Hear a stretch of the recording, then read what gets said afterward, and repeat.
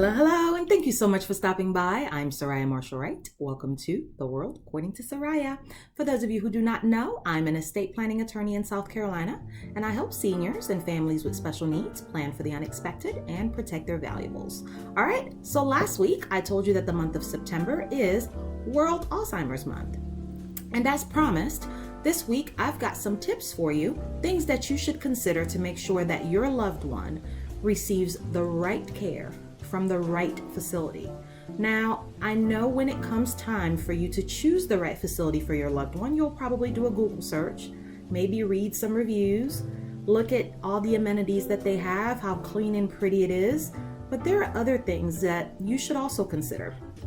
Number one, how many hands do they have on deck? What is the staff to resident ratio? Who are those people specifically? What type of training do they receive? Do they actually have training specific to dealing with Alzheimer's and dementia patients? Because you want to make sure that the people who are in place are able to safely interact with your loved one. Number two, does this place actually offer skilled nursing care?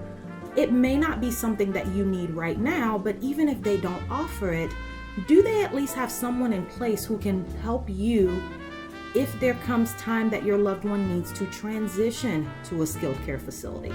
There's nothing more frustrating than having to move a loved one and not even knowing where to start. Number three, how secure is this place? Can people just walk in and out? Do they have to be buzzed in if they don't live there?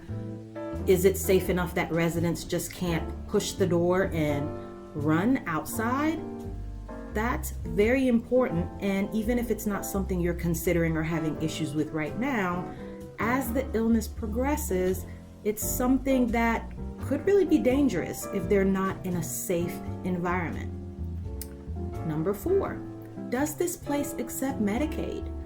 Even if they don't accept Medicaid, again, is there someone on staff who's knowledgeable enough who can help you transition to a facility that accepts Medicaid? These facilities are expensive, and while you and your loved one may have enough cash to pay out of pocket right now, if they're in there for a significant amount of time, you may not be able to sustain that long term, and Medicaid may be your only option. So that's also something to consider. Number five, what exactly is included in their cost? When they say all-inclusive, what does that really mean? Are you going to have to pay out of pocket for certain medications? Are you going to have to pay out of pocket for supplies? Those are all things that you should factor in so that you could determine what the true cost will be on a monthly basis. Because more than likely, not everything that they need will be covered by the cost. Last but certainly not least, there are certified senior advisors out there who can actually help you navigate through this process. I actually have some in my network. These people visit all of these facilities. They know the ins and outs, and they can navigate you through the process and help you find the right one for your loved one. So this is not something you have to do alone. All right?